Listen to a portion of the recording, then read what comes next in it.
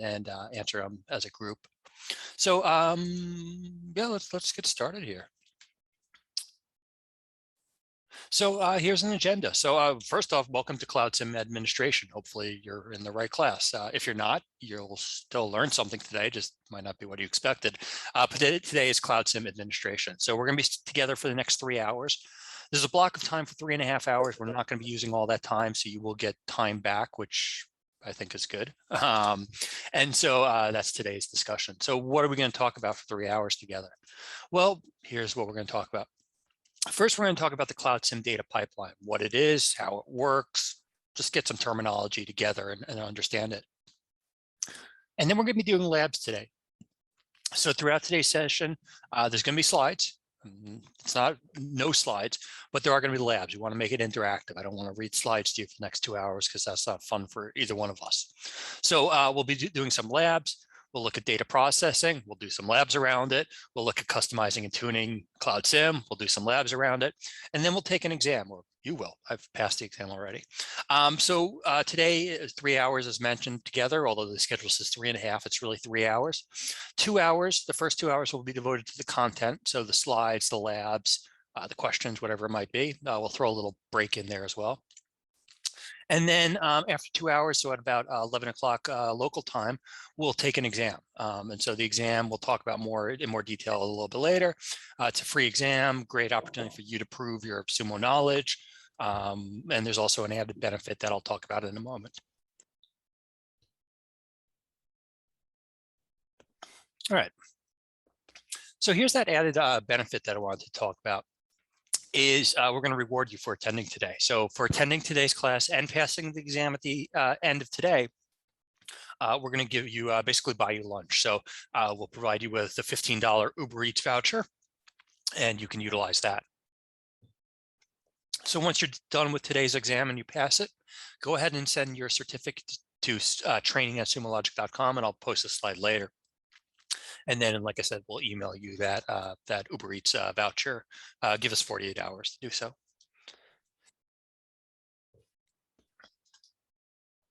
Also, another promotion.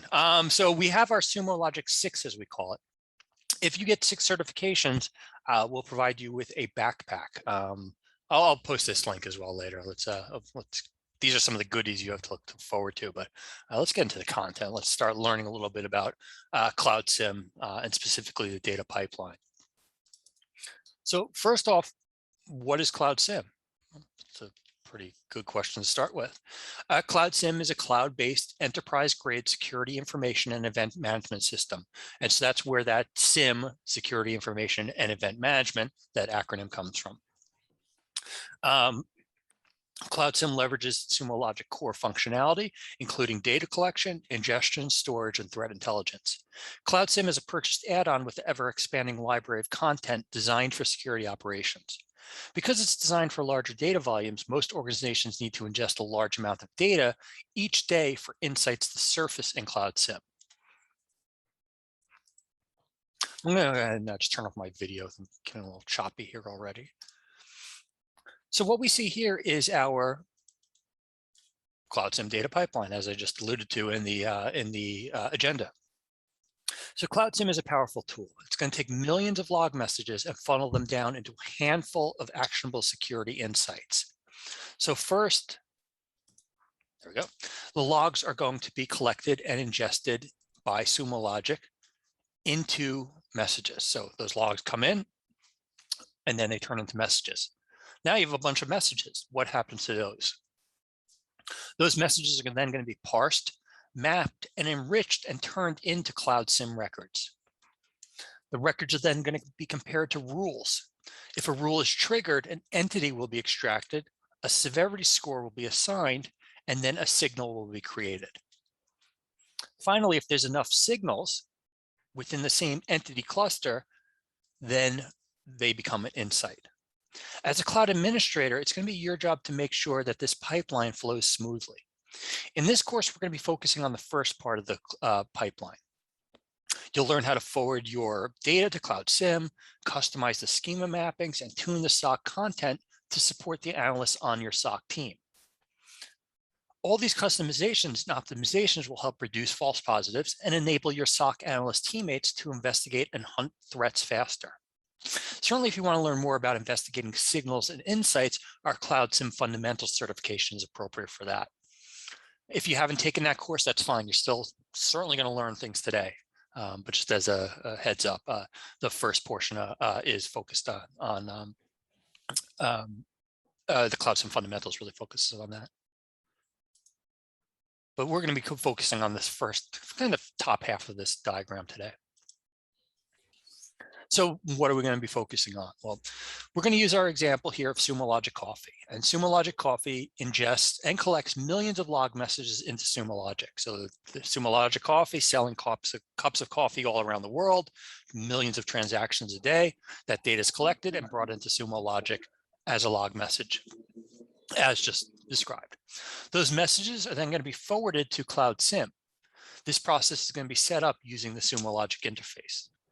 Now, talking about data, what data are you ingesting?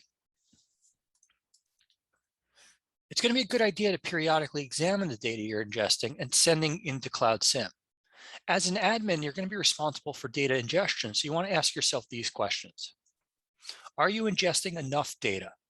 CloudSIM is going to take thousands or millions of records and boil them down into just a handful of insights. Most organizations ingest more than 50 gigs of data every day to start finding any insights. If your ingest volume is smaller than this, you might want to consider sending more data to CloudSIM or using another security solution like the Threat Intel app that we offer. Now, are you ingesting too much data? Because more data doesn't always mean more insights.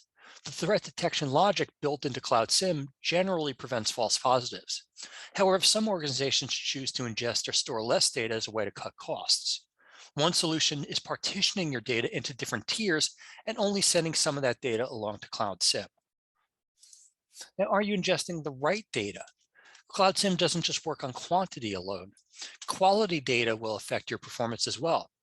As a best practice, you need to bring in quality data sources that are supported by CloudSIM.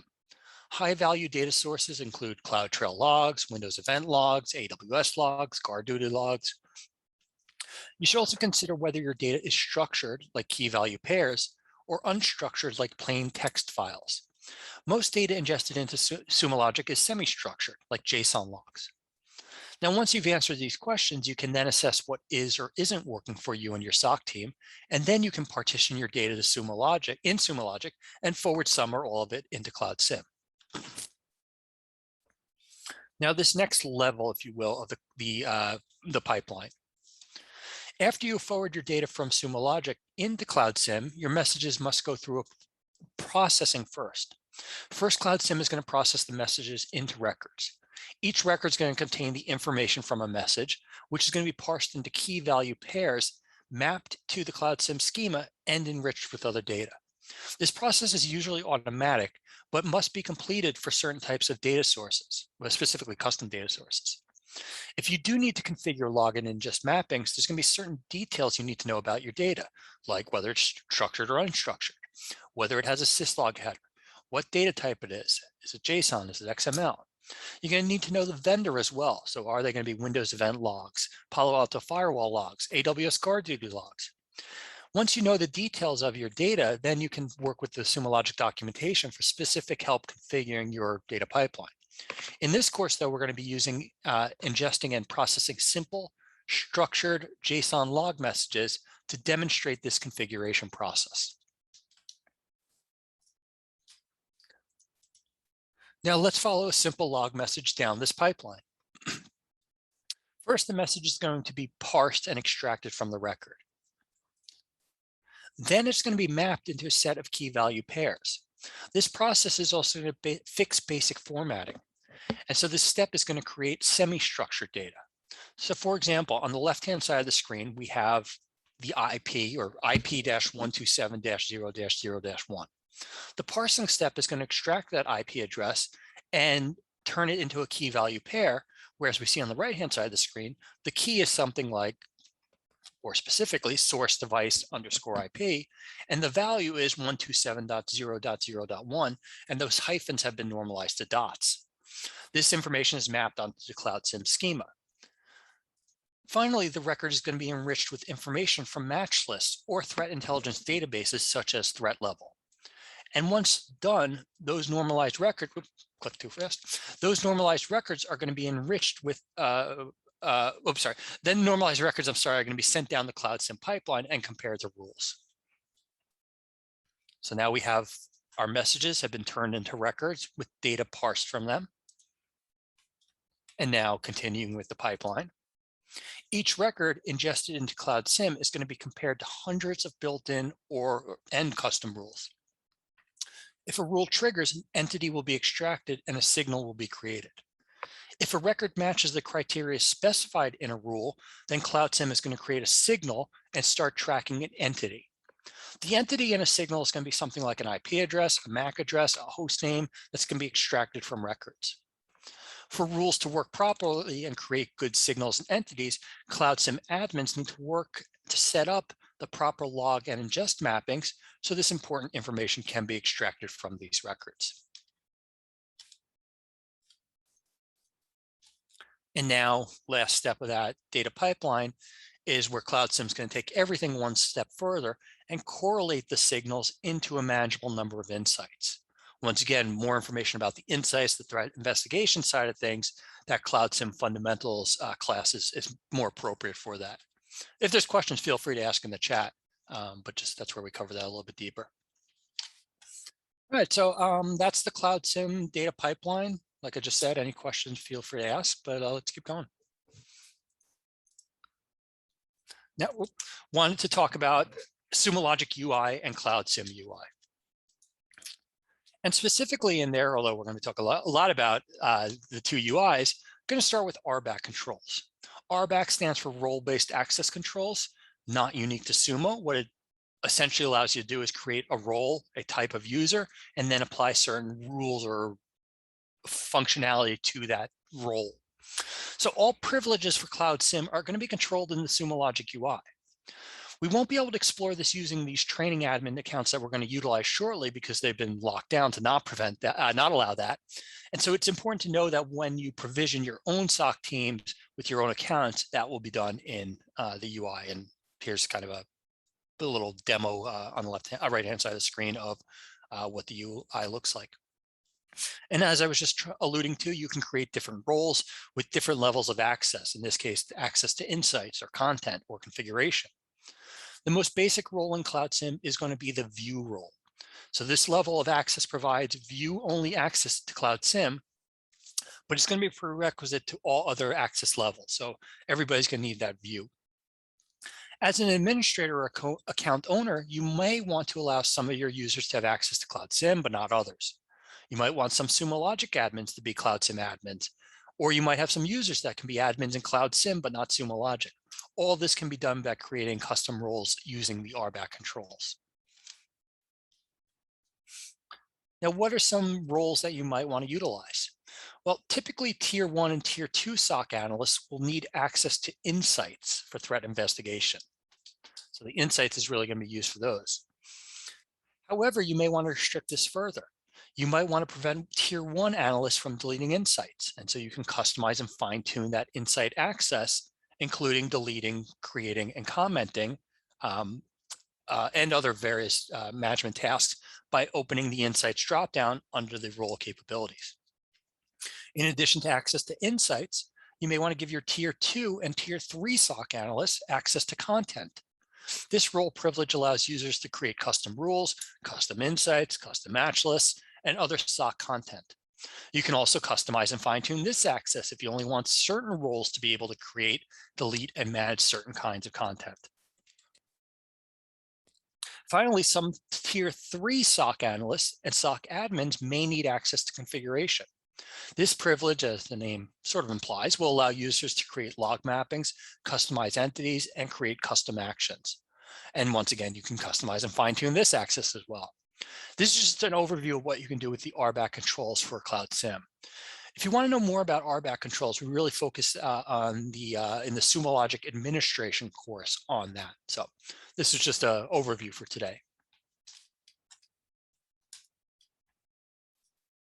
Now that configuration menu I just alluded to. There's going to be several features that are only available to administrators. If you're a CloudSIM administrator with at least some configuration access, you're going to see this gear or cog icon on the top right of the pane in the CloudSIM UI, and we'll see that together shortly. Depending on the RBAC controls enabled for your role, you may see some or all of these menu items. Full access includes, as we see here, incoming data, entities, users, and integrations. Each of these areas allows admins to configure the data that's coming into CloudSIM, how the threat detection engine will use it, and how analysts can interact with the data to complete their investigations. Now there's going to be a content menu. CloudSIM admins may also see additional options under the content menu that other roles do not, once again, depending on how the RBAC controls are set up. And I believe for the account you will utilize, we won't see all these items in there. And speaking of the training accounts that we're going to use. So as just mentioned, even though we've discussed a lot of different aspects of the CloudSIM and Sumo Logic admin menus, you're not going to see all of them today. The training admin accounts we're going to use have limited access to CloudSIM and Sumo Logic. You're not going to see that RBAC control. And as I just mentioned, you'll see a limited menu under content and configuration.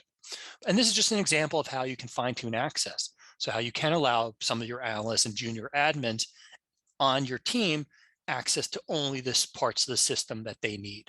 So this is an example of RBAC, is the lockdown abilities or functionality you will have, but still enough to get the job done. All right, a couple more slides here. Actually, really one more slide, and then we'll get into some labs. So the last slide is around the Sumo Logic and CloudSIM UI. Alluded to both of them, and we'll look at both of them in just a moment. But as a CloudSIM admin, you're going to need to use both Sumo Logic UI and the CloudSIM UI. Even if you're focused on CloudSIM, you need to be comfortable using both interfaces. So Sumo Logic UI, when do you use that? You're going to use the Sumo Logic, use the Sumo Logic UI to add collectors and data sources that will be used in CloudSIM. You can write field extraction rules, which will help parse your logs so they can be better used as records in CloudSIM. You can configure partitions and data tiers in Sumo Logic and decide which data will get forwarded to CloudSIM. And once again, you can configure those users and roles for both Sumo Logic and CloudSIM using the Sumo Logic interface.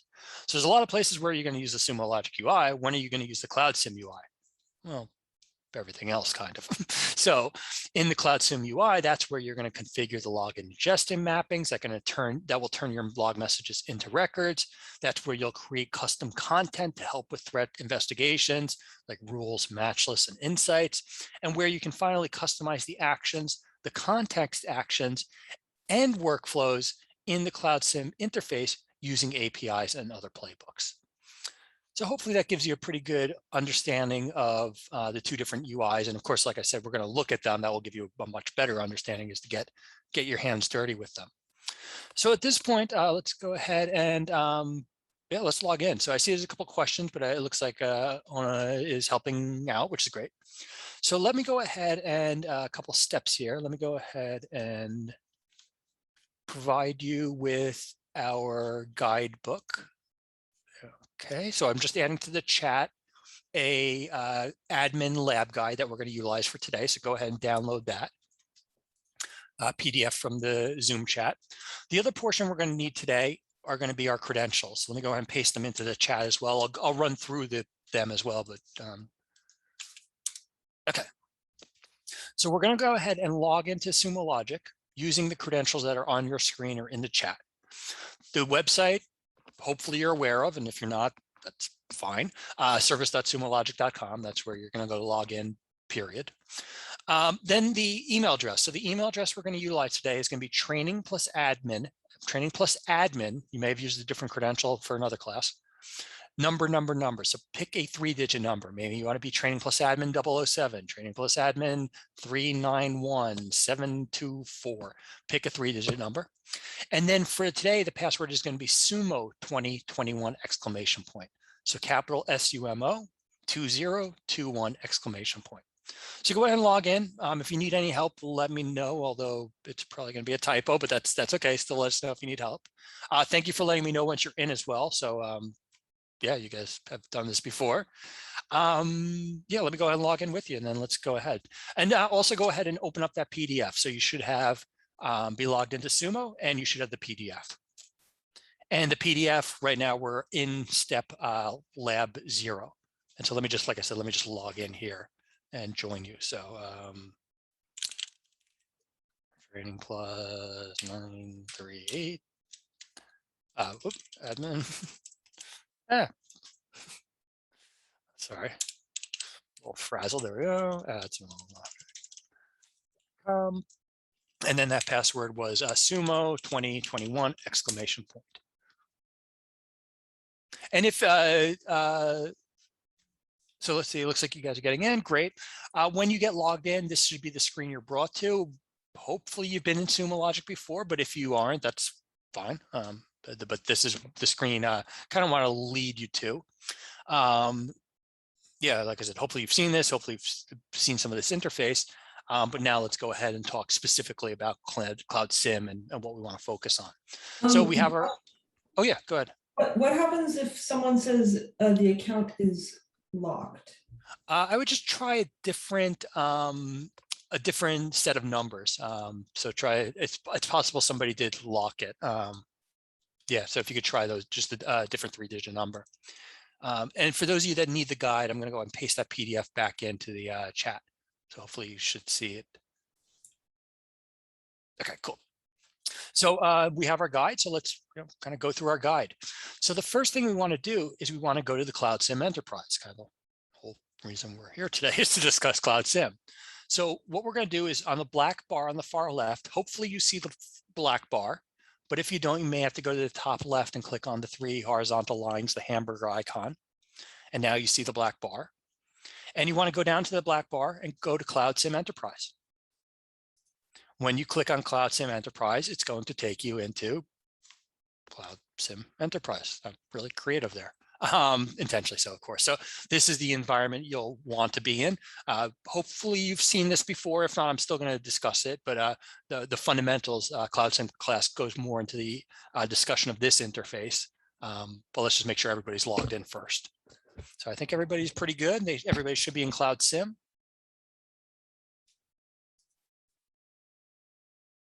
And what we want to point out, just the last part of this step here, Lab 0, is if you click on the HUD icon on the top left, it will bring you back to this page. Now this page, like I said, I'll talk about, certainly if you haven't seen it, it's only fair to discuss it. But what we're seeing here is a heads-up display of CloudSIM. We're starting to see in the center panel here, the records, how many records have been ingested over time periods. We're starting to see peaks and valleys here. We're starting to see how many of those records were turned into signals, represented by these bars here. And then how many signals were turned into insights. On the far left, the far top left, we get an indication of how much data we're processing here. Over the last 24 hours, the system has looked at 636,000 records. So 636 unique records have come into the system, and the system has looked at them. And of those more than 500,000 records, it found 4,000 signals. Now, of those 4,000 signals, it looked at them, compared them, it created 10 insights. So as 636 records, we now have 10 insights, 10 actionable things we can go look at and see what's going on. And to see some of those, we would click on these and start to dig into the insights. Now, we're not going to go too deep into that today because that, like I said, that's more of a fundamentals focus. But I did just want to point out some basic functionality about the UI. And if there's questions about it, feel free to ask. We won't ignore them. But let's get back to the lab guide. So we should just be done with Lab 0, which was just logging in, seeing the Cloud SIM Enterprise option on the far left, clicking on it, and then going into the Cloud SIM UI. Now let's go ahead and with Lab 1. So Lab 1, we're going to go ahead and explore the CloudSIM UI. So we're going to go back into the CloudSIM UI, the heads-up display. And the first thing we're going to do is click on the cog icon, or actually, I'm not even click on it. I really just want to point it out to you. Feel free to click on it, of course, but here's that configuration icon. And as you see in here, there are less items than I showed on the previous slide because we've just locked some of you down. But that's how you can start to see what access you have, at least from a configuration standpoint. Now, next to that is going to be a help icon or a question mark with the word help. And want to show this for a few reasons. The first thing I want to show in there is the fact that when you click on it, you have more options for help. But the primary, well, not the primary, one of the uses is the announcements. By clicking on the announcements, we're going to see those things that have been modified by Sumo Logic in regards to CloudSIM. We're going to see release notes and device notices, just other stuff about what's being updated. And it's going to happen a lot. But here we see every day, actually, we were doing updates. So there's going to be constantly new rules, primarily new rules, but other features that might be, fixes or what have you. The other thing I wanted to show in the help, so two things, is when I clicked on it first, I had a red circle letting me know that there were new announcements or that I had not gone to the announcement section previously. So now next time I log in, if there are no new announcements, it won't be red. If it's red, then it will show me, and then I can go ahead and say, oh, today Sumo Logic released, so-and-so. The other thing that we want to show here is just the ease of use to getting to the documentation. So above the announcements icon, there's a documentation, both for API and regular, but just documentation. By clicking on it, we get into documentation. Documentation is good. Actually, not all companies have good documentation. We do. Our documentation we're really proud of, and so it's going to give you great insight into whatever you're looking into. So just wanted to show those as easy navigation ways to get to some things that might be helpful. Now, finally, what we want to show is how to get back into the Sumo Logic UI, also referred to as Continuous Intelligence Platform, or SIP. So how do you get back into Sumo Logic? You're going to click on this 9-dot square thing, switch apps, and click Continuous Intelligence. When you do, you'll have a new tab. So now you have your HUD of CloudSIM, and you have Sumo Logic. And we still have our documentation open, and so we could start to utilize all of those. So, it might not feel like the most important lab, but I think it is, just to remind you of where these things are, particularly the documentation when it comes time to take the exam later. That might be helpful. So just pointing that out. And we'll talk about that in more detail when we get to the exam. So that's lab one, just like I said, just kind of navigating around. Now we're going to go ahead and look at lab two. Actually, let me go back to my slide deck to keep me honest here. Yeah, actually, I should. Well, I'm glad I did. So going back to our slide deck, lab 0 we just did, lab 1 we just did, and now let me go through the slides before we do lab 2. Not too many slides, just a few, but just want to kind of set the table properly of what we're doing and why. So what are we about to do? Well, about to configure and enable CloudSIM.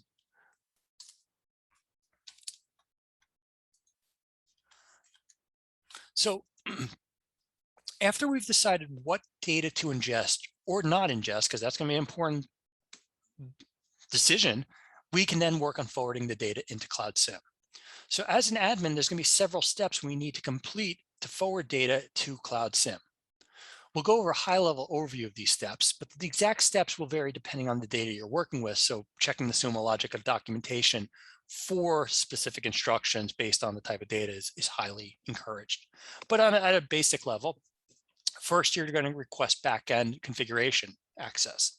This is going to be a one-time setup for each Sumo Logic organization. Your account rep at Sumo can help you with the process. It's done in the Sumo Logic UI. And so we're going to assume that that's kind of been completed. The next step is enabling data forwarding. You can do this by adding a SIM forward equals true field when you set up a collector. There's also, as we're going to see, for cloud data sources, there's going to be a toggle box, very simply a SIM processing checkbox that we can enable. And we'll see that in the next lab activity.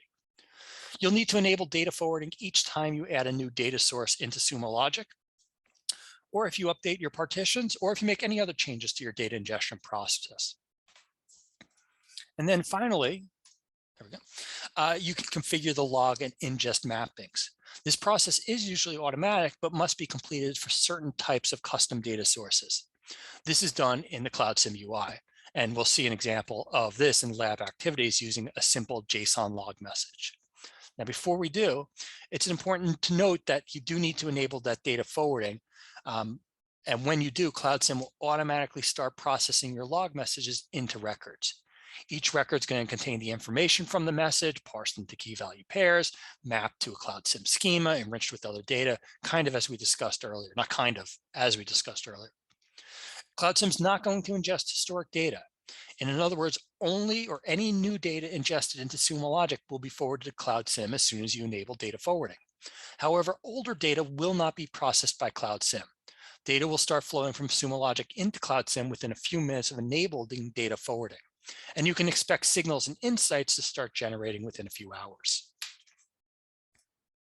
Now, talking about some of the custom logs and ingest mappings, before we configure these log and ingest mappings, we need to know some things about our data. So how can we prepare ourselves? Well, we can ask these questions. One we've kind of alluded to already. Is your data structured or semi-structured like a JSON file, or is it unstructured like plain text? All are acceptable, just different considerations of what you're dealing with.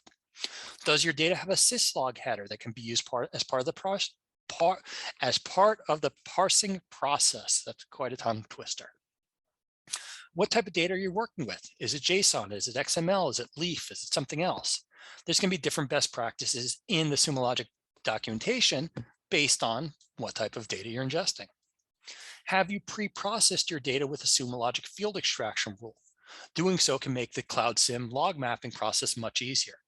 And then finally, what vendor or product does your data come from?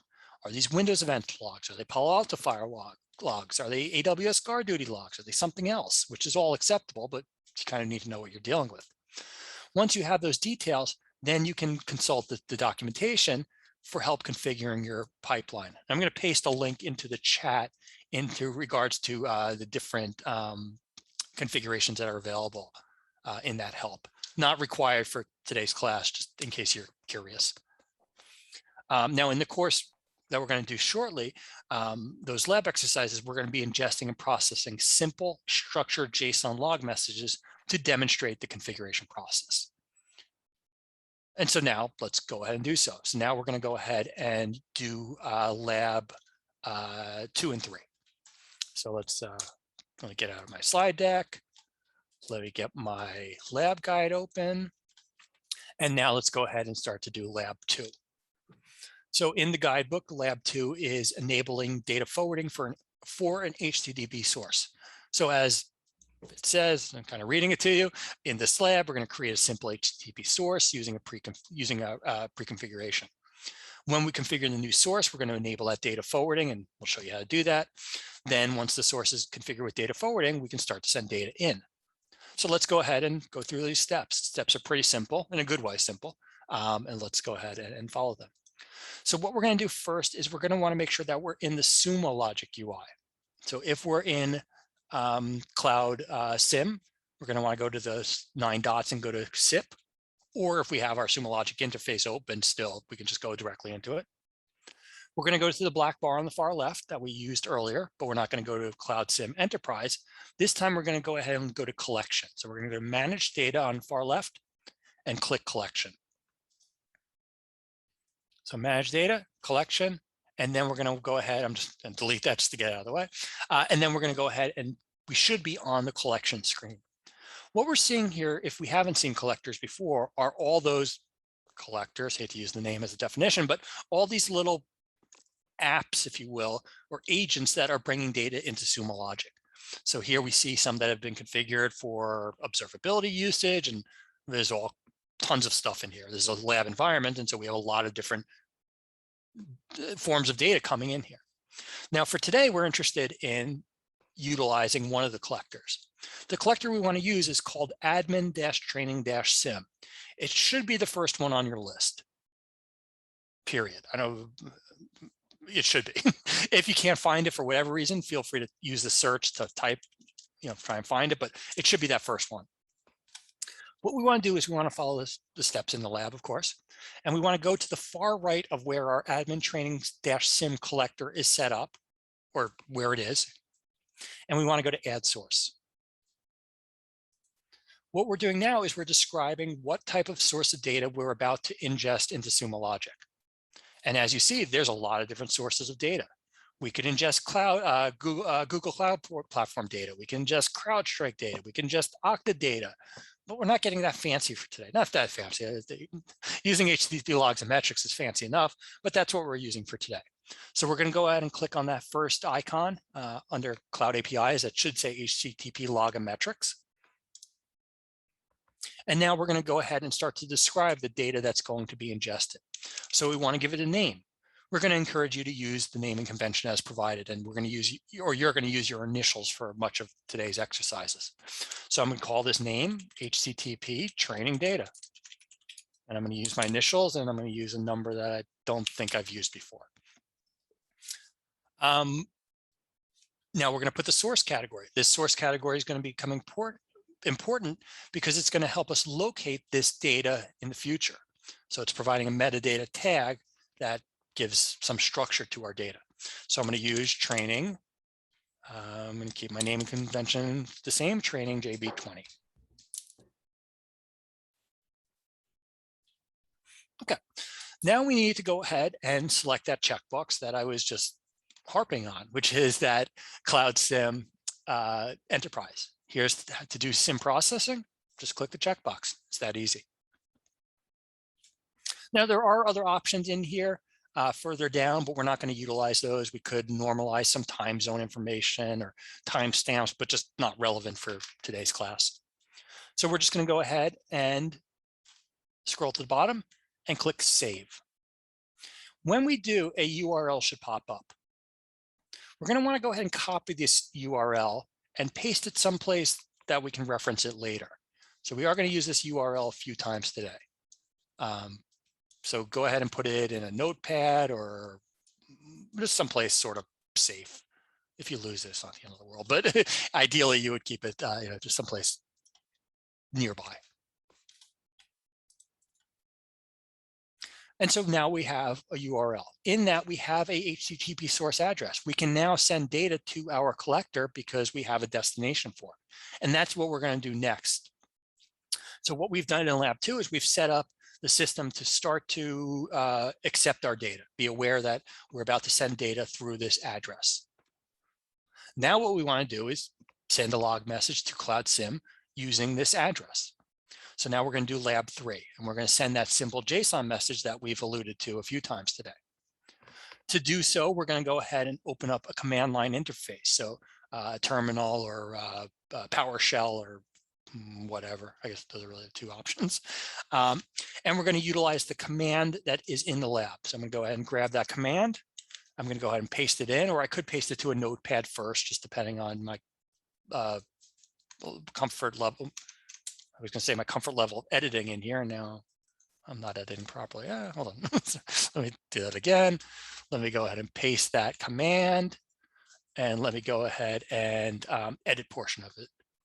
So we're going to have 2 portions of that command. The first portion we're going to edit, is going to be bracket attacker name bracket. So what we want to do there is we want to put an attack name. So we're going to use our own initials or your unique identifier. So once again, I'm just going to do quote training JB20.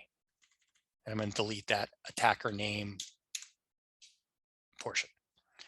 Now I'm going to go ahead, and at the end of this command, it says HTTP source URL. Well, what I'm going to do here is I'm going to delete those words, and I'm going to paste in that URL that I just told you to keep safe.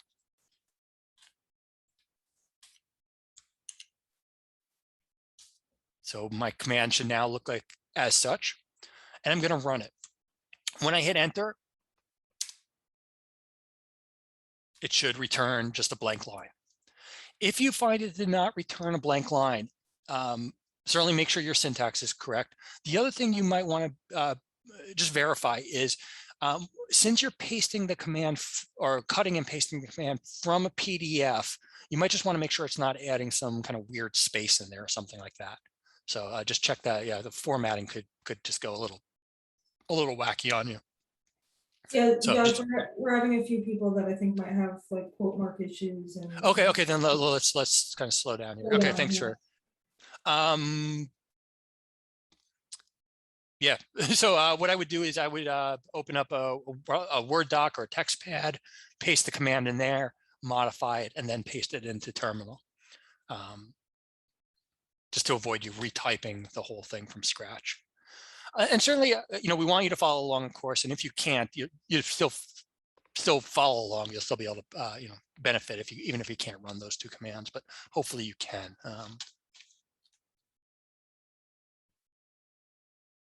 right, so only will help out, but I'm going to assume that people. I guess if some people can just tell me they ran it successfully, just so I just want to make sure it's working for some of you guys. Yeah, either a yes in the chat or using those emoji reactions, thumbs up. Cool. Okay. All right. Good. All right. So at least some of us are still together. Great. And thanks for just calling that out. All right. So once that ran, what did we just do? Well, what we just did is we used a simple JSON message, the portions of that simple message being the IP address and the threat name, and we sent it to Sumo Logic.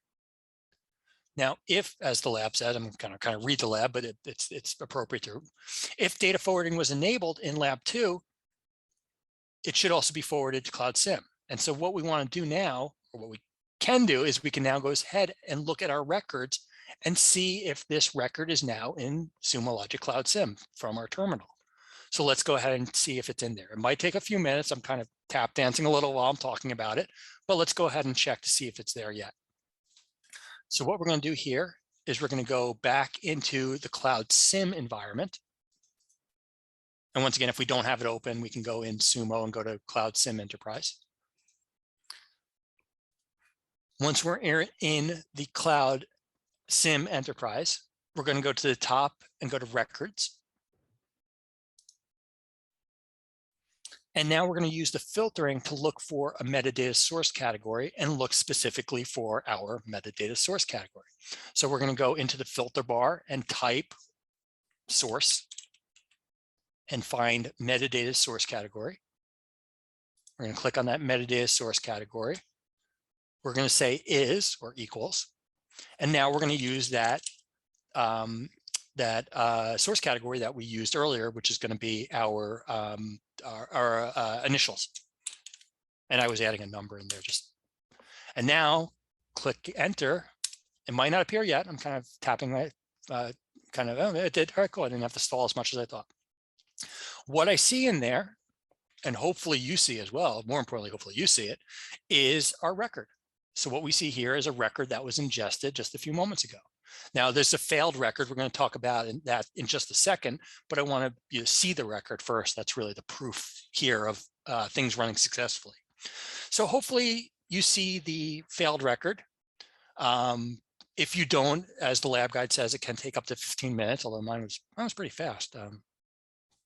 So hopefully yours is as well. So I'm just kind of pausing just for a second. Now, let's talk about the failed record portion of it.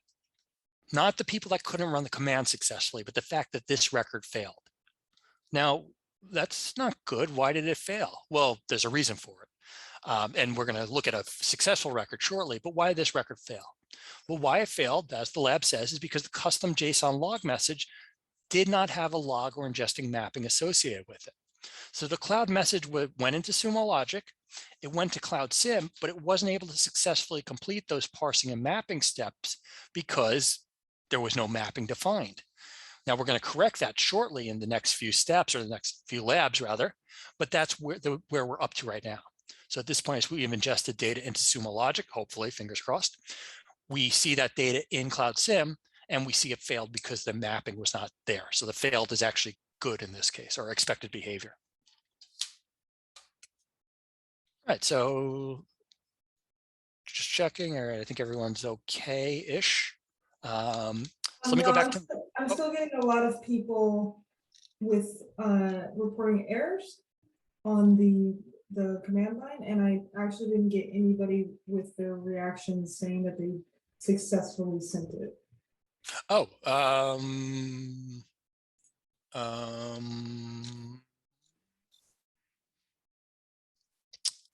I don't know. Let's see. Okay, Mayo. Okay, May said. The one person, There was a question that could the command line work from Windows 10? So no, I don't know. well, someone's using it on Windows and they're not getting errors. Okay. Adding minus insecure sends it, but they don't see it yet. It sometimes takes a few minutes, Ryan.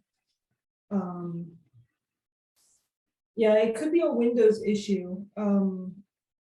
It does work best on Yeah, and that's a good. Roberto just brought up a good point. That curl is not normally in PowerShell. So if you're using PowerShell in Windows 10, the curl command could just fail. But that should be a more obvious error message. Not obvious, but this little thing, this little terminal is like a browser-based terminal that lets you send just curl commands. Oh wait, no, let me send it to everybody. I accidentally sent it to just one person. Yeah, it does take anywhere from 30 seconds to 15 minutes to show up as CESV. So you should be able to send the command in a terminal without any errors and then wait a few minutes and then see your record. all right. So for those of you that are still working on that step, feel free to do so. I'm going to go ahead and continue, I think, in the essence of time. Yeah. Yeah, so, and if you didn't get success, you can just watch and follow along. Yeah, exactly. So yeah, let's do that. I want to keep going. We have a lot of content. So but thank you for letting us know that you're having issues. All right, let me go back to my slide deck here. Let's just make sure, once again, kind of keeping me honest in what we were doing. So we just did those hands-on labs where we enabled the data forwarding, and then ideally, we were then able to send that data to CloudSIM. So if we go back to our parsing image, I guess that's what I'm going to call this. I don't have a fancy name for it. This is what we will be doing. So as described in lab 3, you notice that that record got to CloudSIM but failed, and it failed because that custom JSON log message did not have the logger ingesting mapping associated with it. So although the message was passed successfully from Sumo Logic to CloudSIM, it did not complete the, once again, those parsing, mapping, and enriching steps of the pipeline that we see here. Probably didn't really need to bring this image up again, but just as a reminder, I think it's helpful. So what we're going to do now is we're going to go ahead and now we're going to go back into our hands-on labs. And now we're going to create those login ingest mappings. And then we're going to go ahead and send data to CloudSIM again, and it should map successfully. So that's the goal. So let's go ahead and do lab 4. And even if you aren't able to do lab 3, you can still participate in lab 4. The data hasn't arrived for the mapping to work, but you can still create the mapping with us. So please, still participate if you want to. If you don't, that's fine. All right, so let's go ahead and take a look at now lab 4.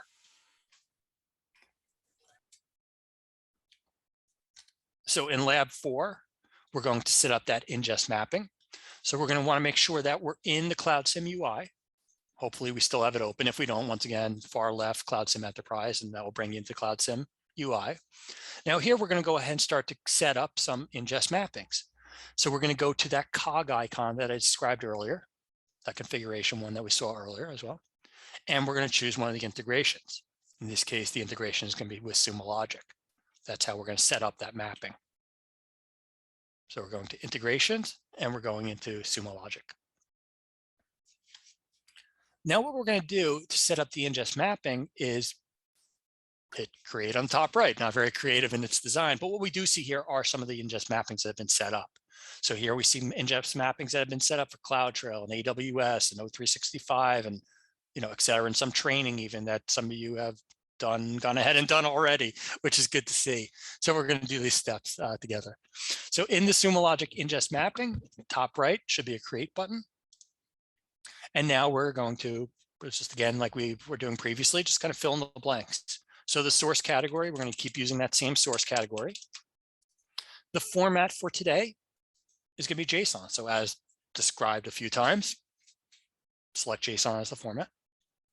Now for the vendor and product information, we would ideally have real product and vendor information. This might be Windows or Microsoft, it could be Linux, it could be whatever. For today, we're just going to use some, once again, using our initials to fill in these fields and provide values. So we're going to make the vendor our initials, and then we're going to make the product our initials.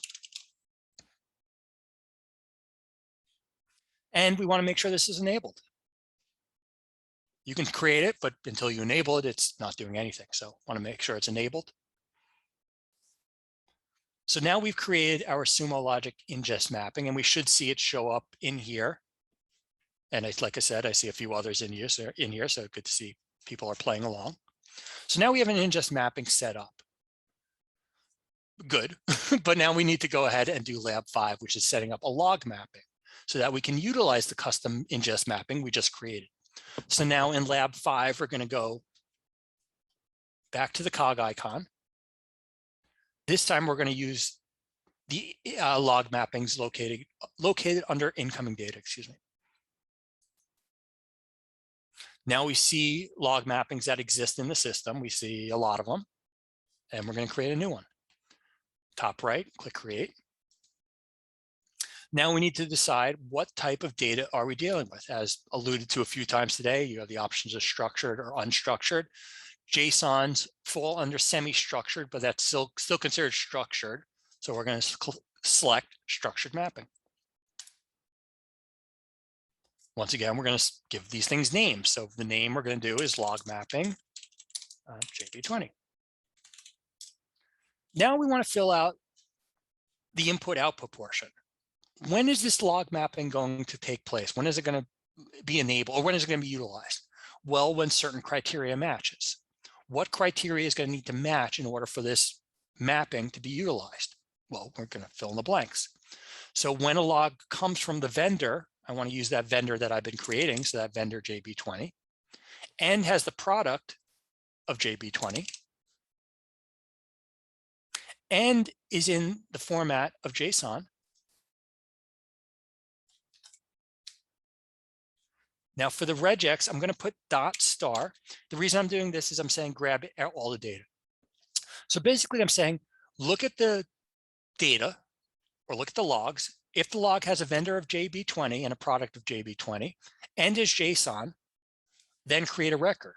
Now, what type of record do I want to create? Well, I get to decide, and I'm going to utilize the pull down right here. So I'm going to select vendor match input and product match input.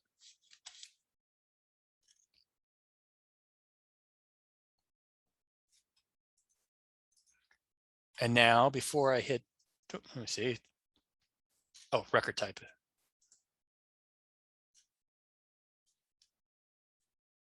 Oh, we can just leave the record for now. All right, we'll come back to that record of type.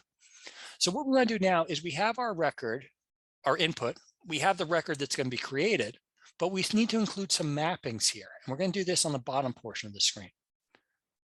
And so here we're going to define what we're looking for when it comes in and what we're going to output the field as.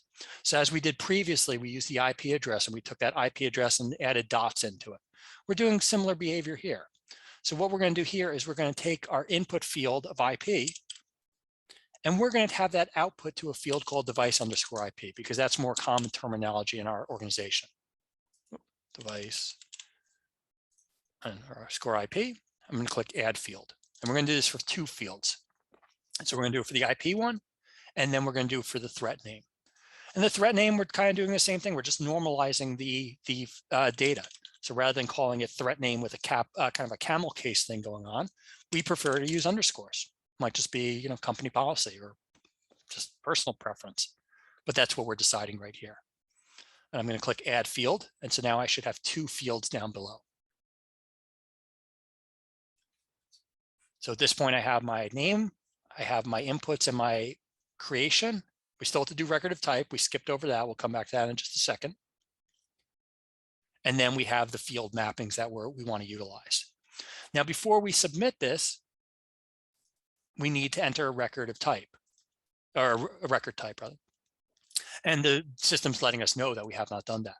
So what we're going to do is we're going to go to the top of the screen and choose record of type, and we're going to choose authentication. And we're doing this step just because it allows us to put those other values we entered in. So But now that we have everything filled out, we should go ahead and click submit.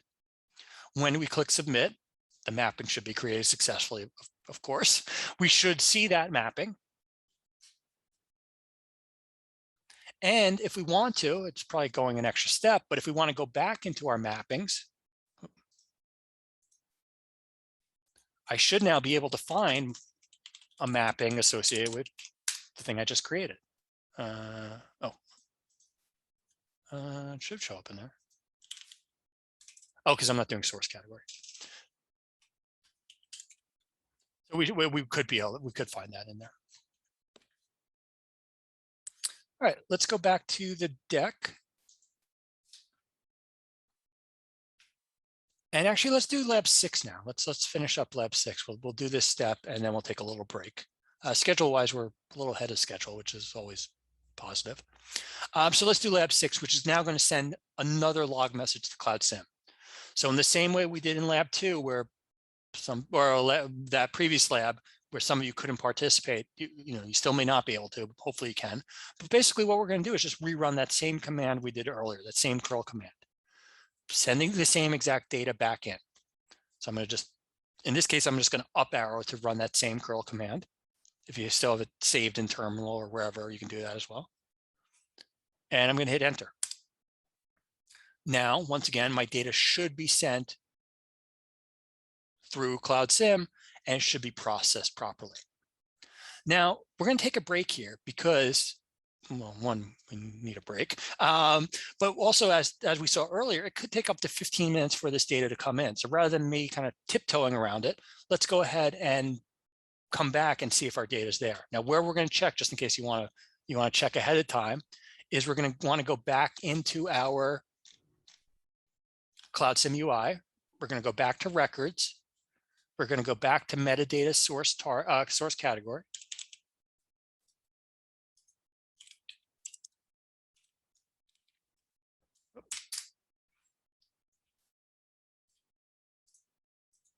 So mine has not come through, which is fine. And so that's why we're going to take a break now. So we're going to go ahead and take a break. And when we come back, we, and hopefully you should see 2 records, one failed, one not. So let's go ahead and take that break. I have a little clock kind of countdown thing here. I'm going to make it an 8-minute break. There we go. So let's take that break. We'll come back in 8 minutes and continue with the labs. Once again, if there's any questions during the break, although I will step away for a beverage, put them in the chat and we'll answer them once we get back. So thanks everybody getting there through today. So yeah, let's take that little break, get a snack, and come back in 7 minutes and be ready to learn a little bit more. So thanks all. See you in a few.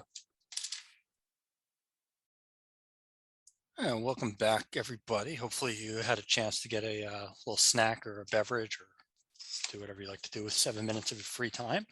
And so we're going to go ahead and continue here. So let's see, questions in the chat. This recording will be posted. I want to put the location. Perfect. All right, let's go ahead and continue. So where we were up to when we last were together is we were on lab 6. So we were looking at the CloudSIM data, but what we wanted to see is our data arrive and be processed appropriately. So let's check for both of those things. So I'm going to go back into CloudSIM. I'm going to either refresh or rerun my criteria. I guess I'll just refresh. It should get it to me. And ideally, I should have 2 records there. And I do. Cool. So I still have my original failed record because there was no mapping. And now I have my new record, which is properly ingested. We see the authentication. Remember, we had chosen that as one of the values, the classification. We see that threat name that came through via that curl command that we ran, the IP address that curl command ran. We see the product and vendor information matching, which is why this was created. So hopefully you're at this step and you see both of these, one failed, one successful. If you don't, let us know, but that should be what you're seeing, hopefully. All right, so any questions about that portion?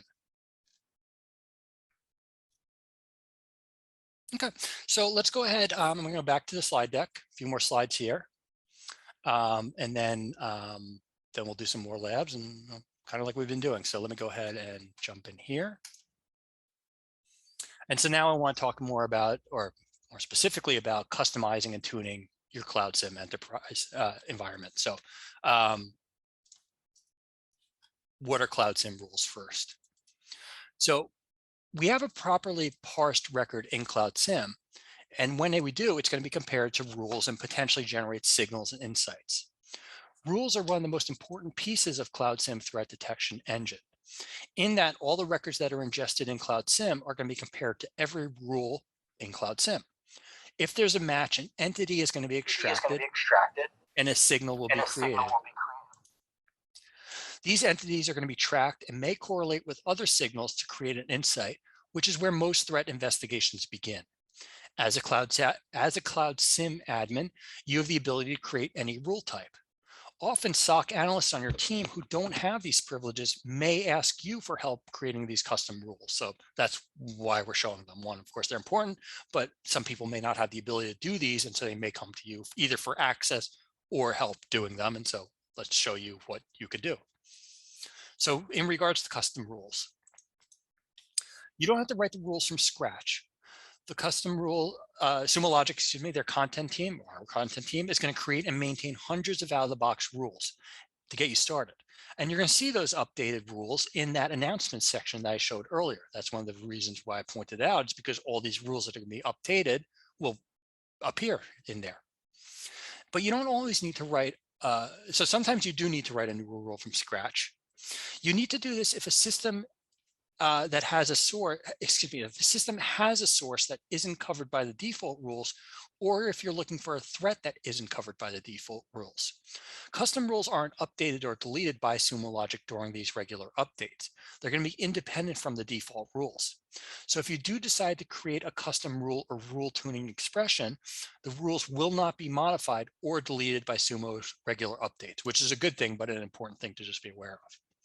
Now, what types of rules are there? Well, there's 4 different types. The first type is match type rule. This is really the most simple one. You're going to take it basically takes a simple Boolean statement and checks if it's true or false. If it's true, then an entity will be extracted and a signal will be created.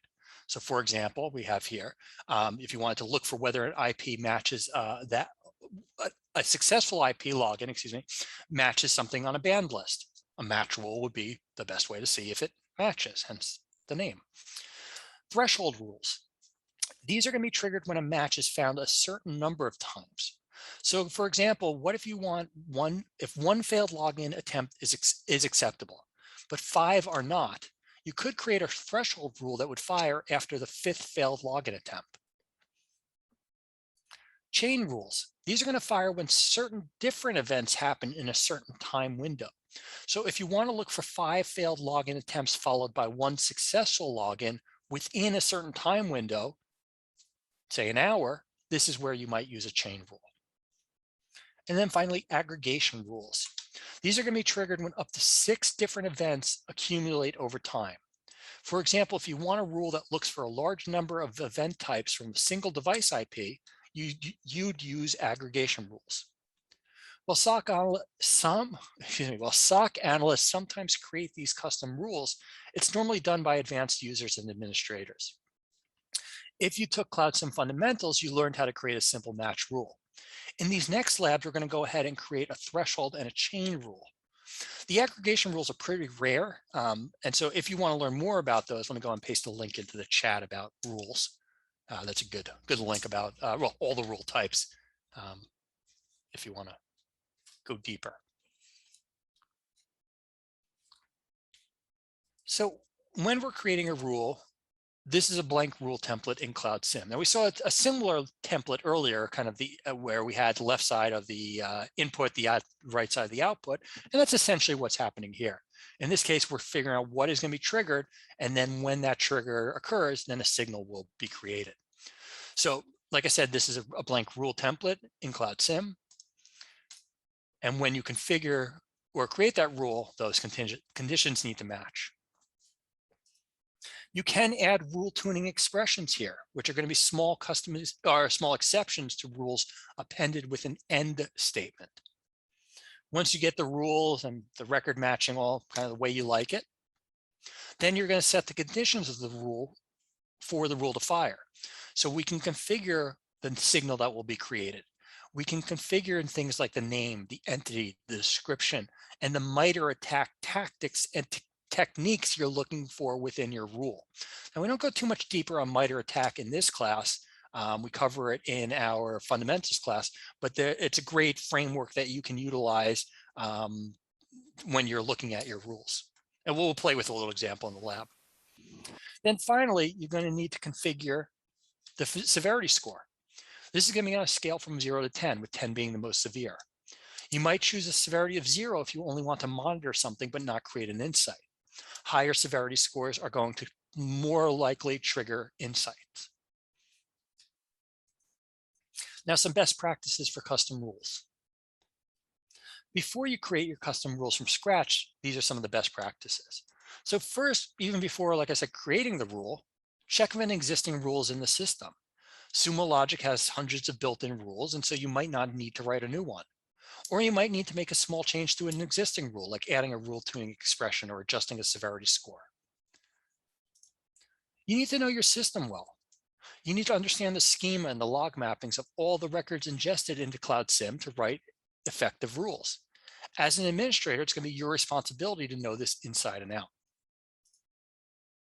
In addition to your system's details about log mappings and other metadata, you need to understand your company's risk tolerance, risk appetite, and priorities. So what do I mean by that? Well, let's use an example. Some companies might want to monitor a large amount of outbound traffic, but not consider it to be a threat. Outbound traffic is fine, but it's something they want to, like I just said, monitor, but not a threat. And so they might assign the rule a severity of a 0, and that's perfectly acceptable.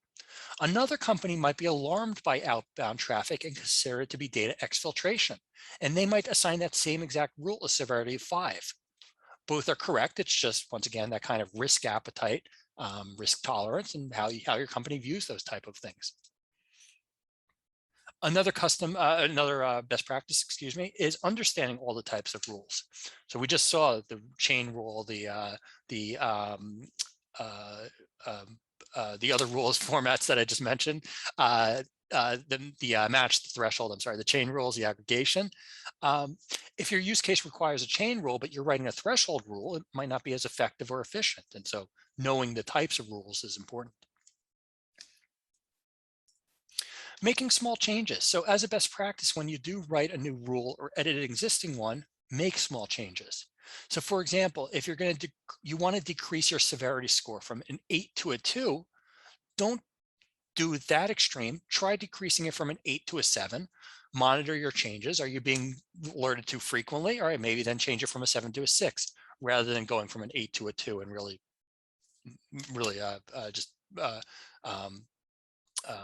not decreasing it shortly. So seeing those subtle changes might be sufficient. And another best practice is to save all new rules as a prototype.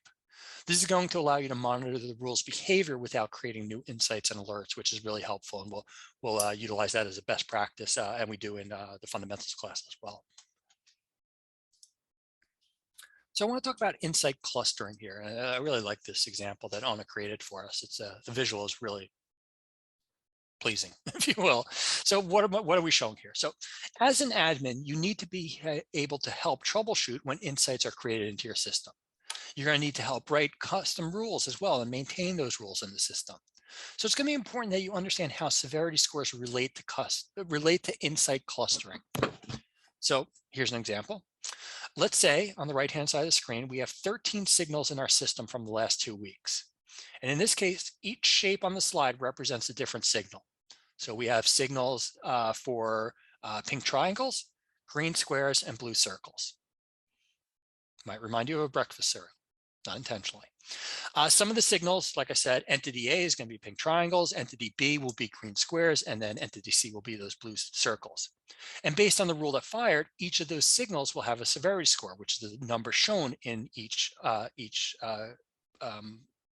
object there on the right-hand side of the screen.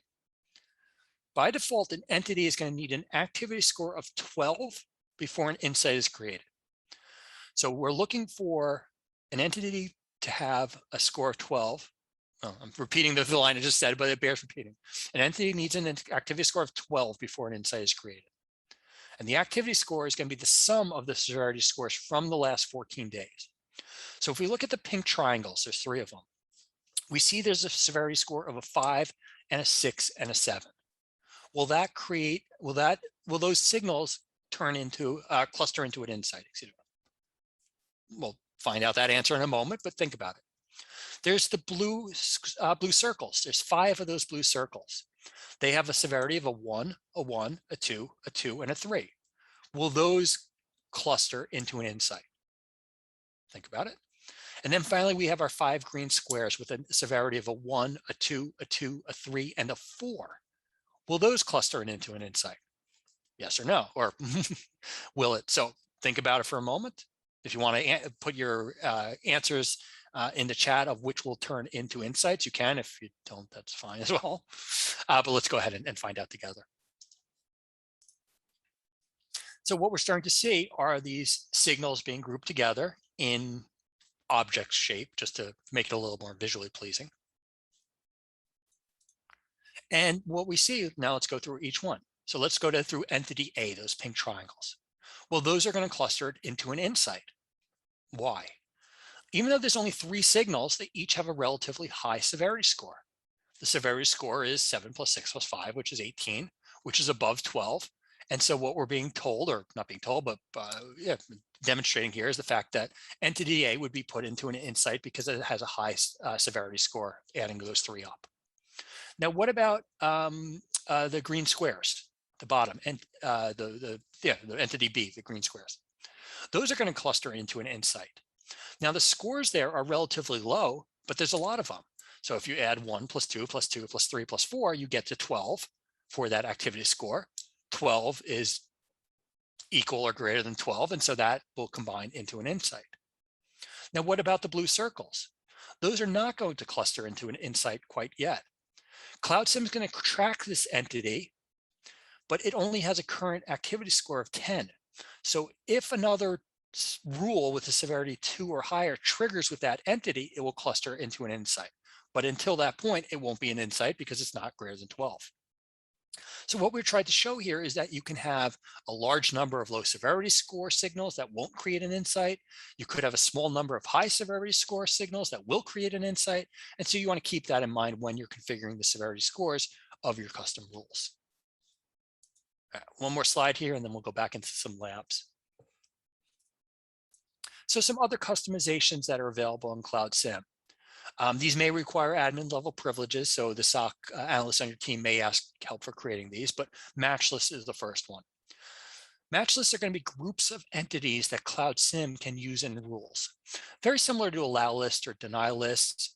CloudSIM is going to come with a dozen or dozens of standard match lists, but you can certainly create your own.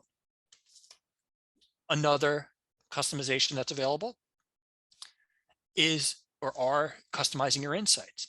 Now, I said previously that the default is to cluster entities together with an activity score of at least 12 over the last 14 days. And that's what we used in the diagram that we were just looking at, that 12 in the last 14 days. But that is configurable. You can increase or decrease the time frame. You can adjust the activity score threshold. You can create custom insights that will be created when certain rules are triggered, regardless of their severity scores. Just lots of different options.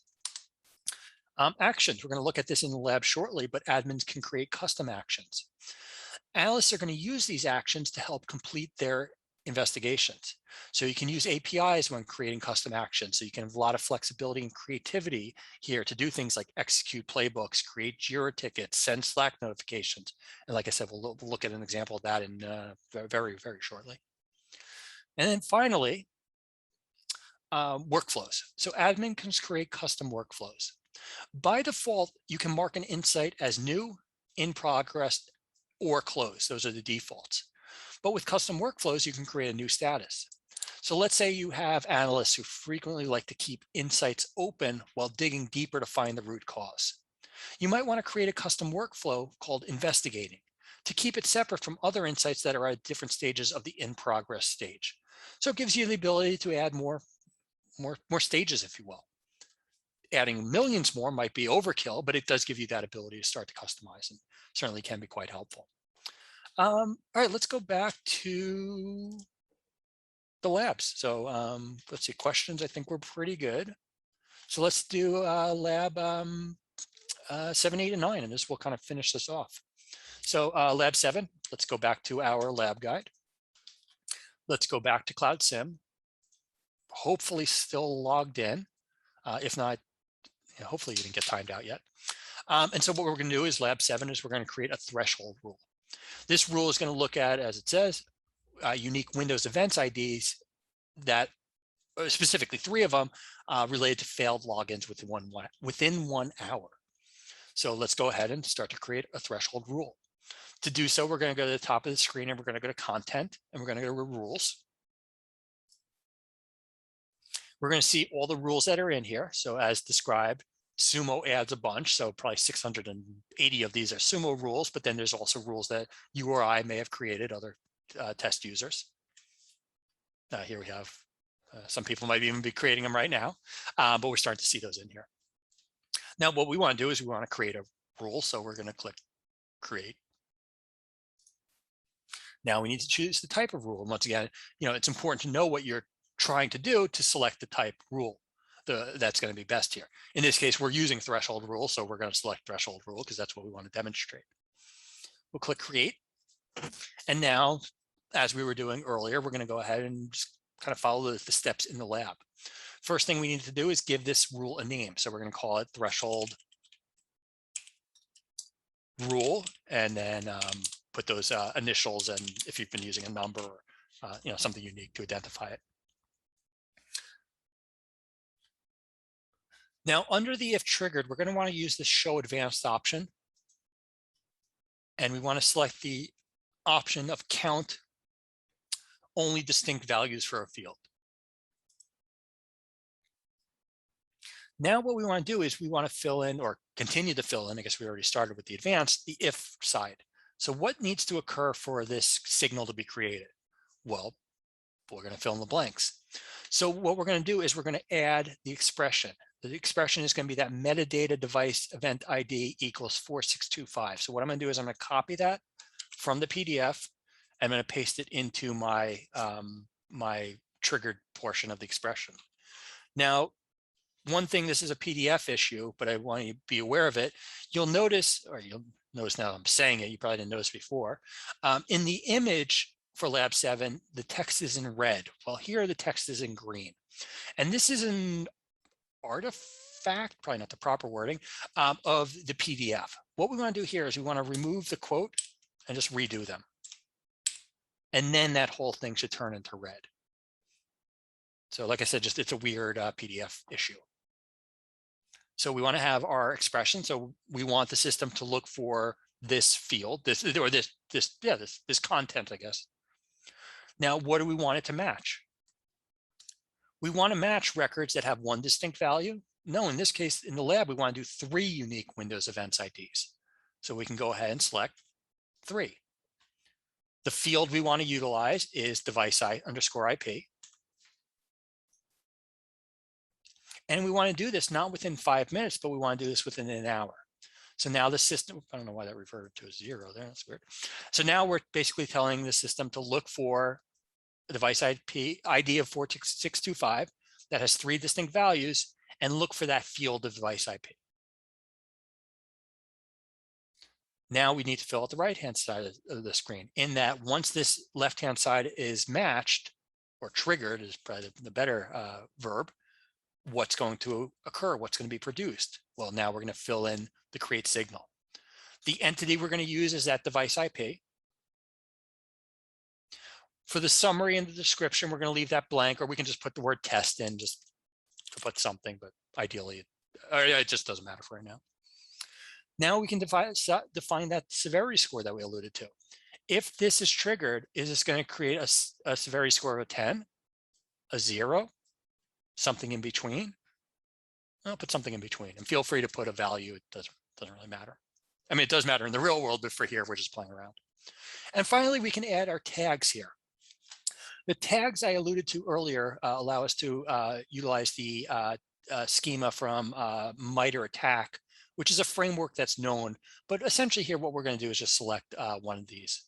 It doesn't really matter which one we use for today. So just going to associate a tag. Now, before we click submit, we do want to click the box that says save this rule as a prototype, because we don't want to generate insights off of this. We're testing or playing, well, testing. And so we don't want to go that far yet. So we're going to click save this rule as a prototype. Assuming we don't have a exclamation triangle down here, all should be good to save. And so we just click submit. We should get a screen that says this rule has been created successfully. We should get the rule at the top of the screen. And if I go back into my content and go to rules and search for that rule, it should be there. There it is. Perfect. And now I see my rule. It might take a moment, like the lab says, but hopefully you see your rule in there as well. And so now we have a threshold rule created. Now we're going to do a chain rule in lab 8. So we're going to continue on to lab 8. Similar behavior to create the rule as we did earlier. We're going to go to the top of the screen. We're going to go to content. We're going to go to rules, although we might actually already be on that screen, so we can just go straight to create. But ultimately, content, rules, create, like we did earlier. And now we're going to select a chain rule. Once again, select create. We're going to give it a name. So we're going to get chain rule JB20. It doesn't matter. There we go. And now, once again, fill in the left-hand side of the screen, fill in the right-hand side of the screen. Now, in this case, this chain rule that we want to create is to, as it says in the lab, look for one successful login after 10 failed login attempts from the same IP address within 5 minutes. So we're looking for a very specific criteria. We're looking for 10 failed logins, and we're looking for one successful login after that during a 5-minute window from the same IP address.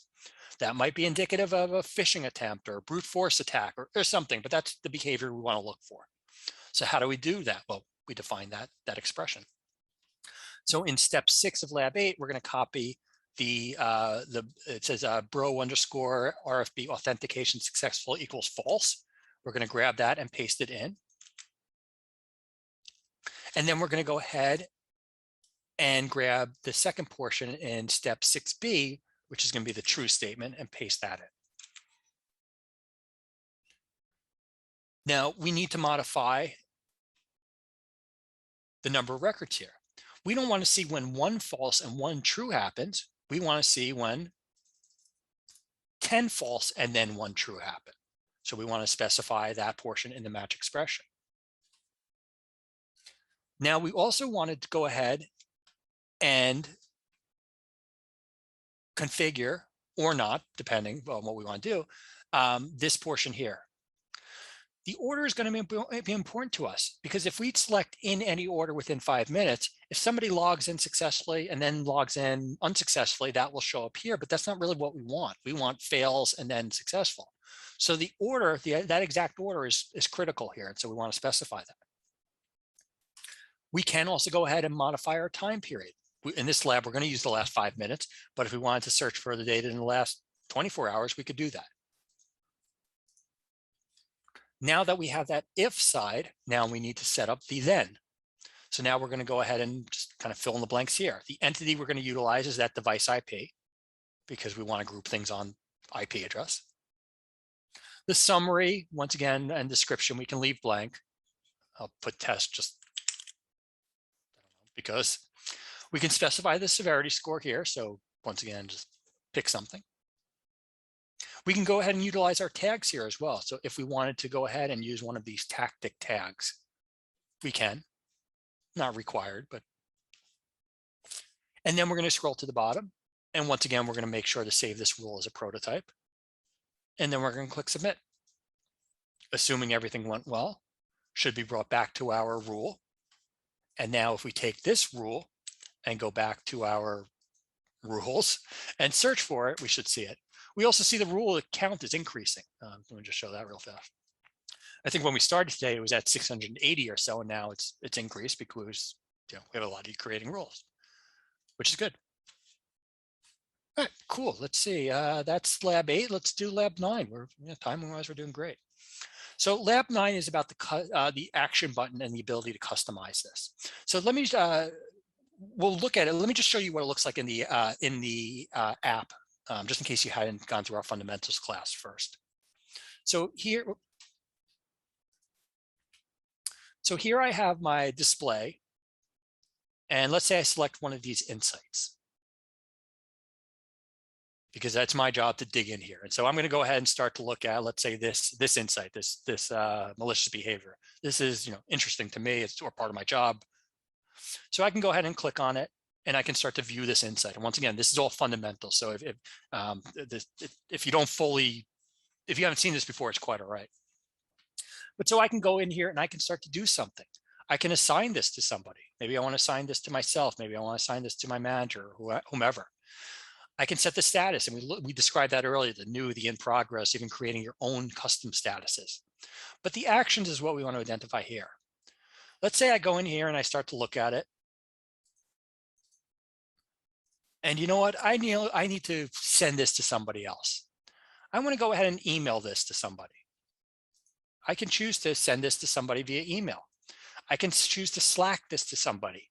I can choose to utilize ServiceNow and just many other communication methods. But how do you customize that action? Well, that's what we want to show now, is how to create your own custom action. So to do so, we're going to go to that cog icon that we've been using today. And we're going to go to actions, which we have not used today, under the cog icon. So cog, integrations, actions, click on actions.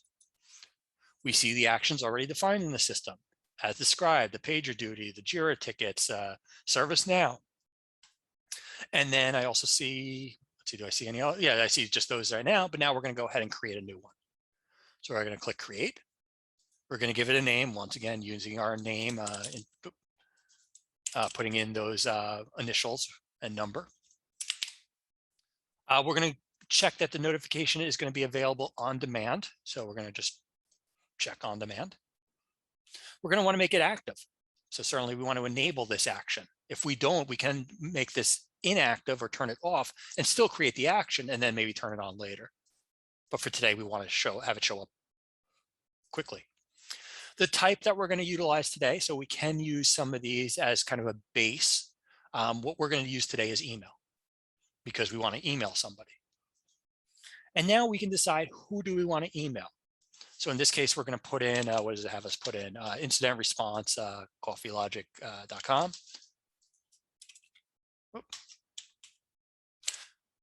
But I could add other people. You know what, maybe when I do this action, I want this email to go to our incident response team, but you know what, it also needs to go to my manager, because she is my manager and should know what's going on. And so I can go ahead and add more addresses. Then I can go ahead and click create. When I click create, I should be brought back to the action screen, and I should see some actions. I actually should see other actions that you guys are creating, which is good to see.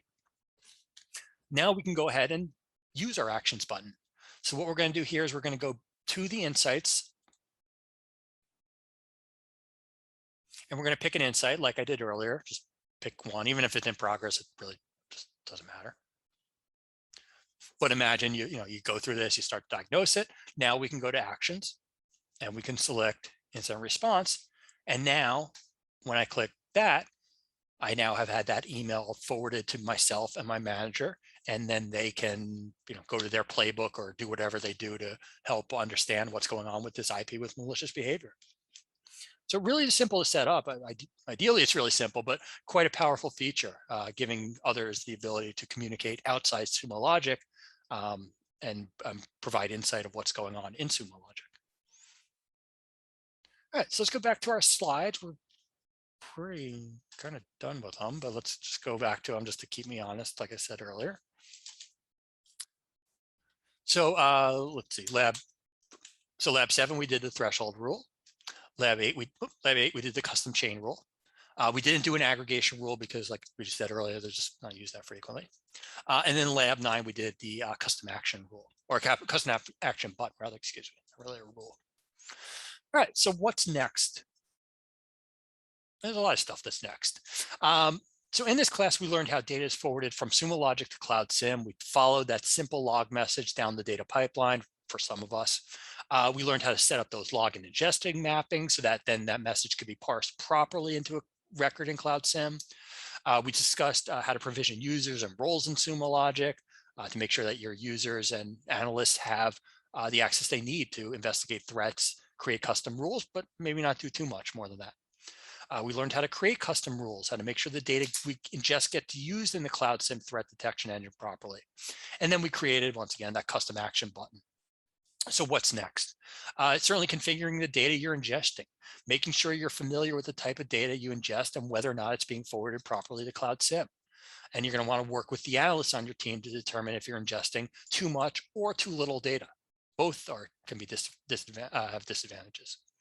Configuring the roles and capabilities of your team. So making sure those analysts on your team have access to whatever they need, can interact with insights, rules, entities, and do everything they need to complete their investigations. That custom content, working with your SOC teammates to create custom logs and ingest mappings, rules, insights, and actions that are going to suit your organization needs, or assigning the configuration role capabilities to analysts on your team and encouraging them to take the certification and do the work on their own, which is a very good solution in many cases. Getting certified. So certainly passing the CloudSIM admin exam that we'll talk about in a moment. And certainly keep learning. So if you haven't already, take the CloudSIM fundamentals class, which I kind of hope you took before this, but if you didn't, that's okay. The Sumo Logic administration class, that's a great one to learn more about that RBAC and ingestion. And then there's many other classes as well once you've mastered those. So I'm going to open it up to questions. As you've been asking already, I think we're kind of caught up, but certainly feel free to put questions in. And what we're going to do now is we're going to get you into the exam. So I'm going to talk about it. Once again, if there's questions, put them in. I don't want to dissuade them. But let's talk about the assessment. Let's talk about what you're about to do. So what you're about to do is take an exam. That's going to consist of about 20 questions, and you're going to have 60 minutes to take it. You're going to need about 70 to pass. But this is an open resource exam. This exam is open, we say open slides, we haven't distributed those, but open documentation, open labs, open Google, open Sumo app. We want you to utilize those resources. You have those resources in the real world, and I feel it's only appropriate you utilize those for an exam. So as I showed earlier, that documentation, you're probably going to want to have this sort of open when you're taking the exam. So I was going to say it's a hint. It's not even a hint. It's telling you to open the documentation. I'd strongly encourage you to. If you don't want to, you can take the exam without it, of course, but it's probably going to help. So let's talk about the exam a little bit more. Just go back to my slides, sorry. To take the exam, it's going to be important that you log out of this training account because we don't want training admin 379 getting credit for the exam. We want Bob, Bill, and Jennifer to get credit for the exam.